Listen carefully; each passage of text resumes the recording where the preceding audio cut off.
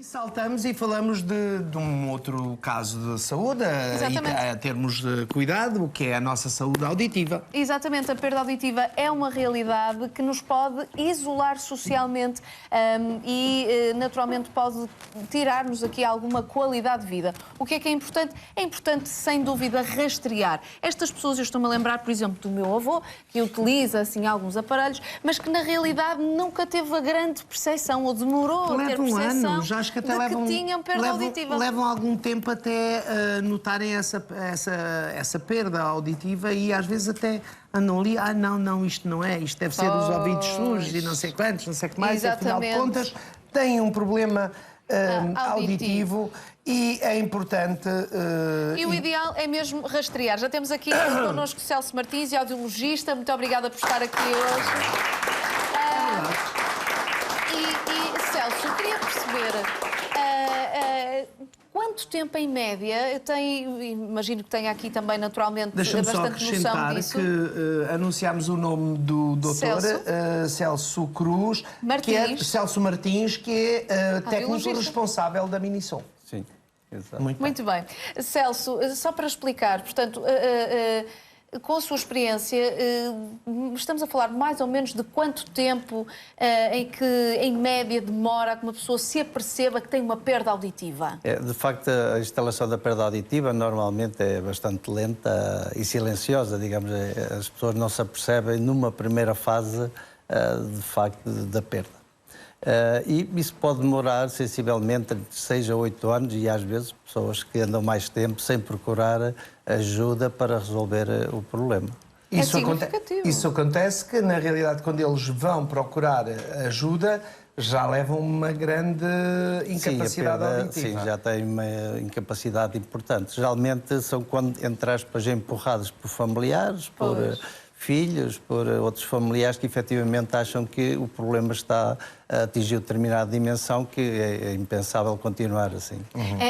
E como é que se manifesta essa perda auditiva? É aquela situação que as pessoas percebem que eu estou a falar para mim e eu não... Não, é assim, numa primeira fase, geralmente começa com sinais muito tenues, como é perder algumas palavras durante uma conversação, às vezes havendo alguma confusão depois perguntar no muitas contexto, vezes o que é que disseste. Perguntar muitas vezes, ter dificuldade, por exemplo, a acompanhar uma conversa em ambientes com ruído ou com várias pessoas a conversar, ter necessidade de meter a televisão ou a rádio um pouco mais alto, aquela sensação também dos ouvidos tapados, tem algodão nos ouvidos. Muitos até se queixam que talvez seja, enfim, necessidade de fazer coisa do género, e também a situação do zumbido, daqueles barulhos que aparecem nos ouvidos, que muitas vezes são o primeiro sinal, efetivamente, do desenvolvimento de uma perda auditiva.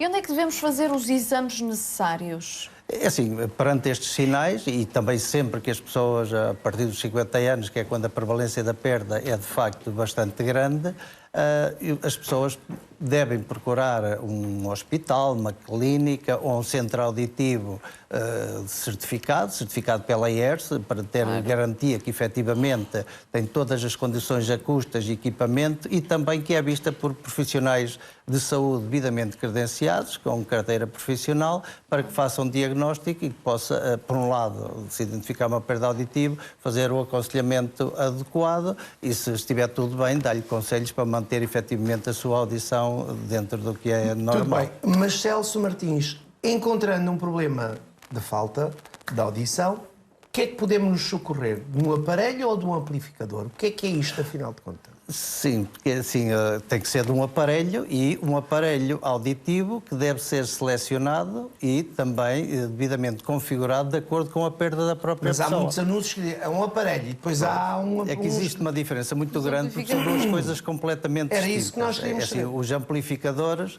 normalmente, é um equipamento eletrónico de consumo comum, que vende-se por aí à venda todos os dias, dá anúncios na TV, na rádio, também em alguns jornais, e podemos encontrá-los em centros comerciais, em supermercados, em lojas chineses e por aí fora.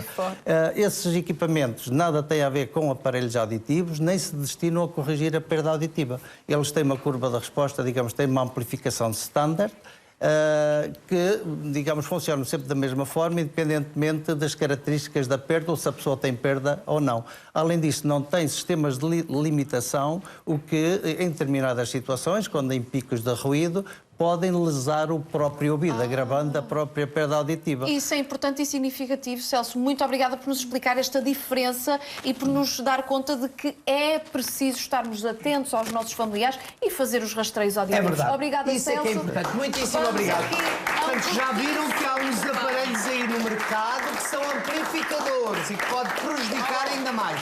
Vamos aqui um curtíssimo intervalo e voltamos já. Até já. Até já.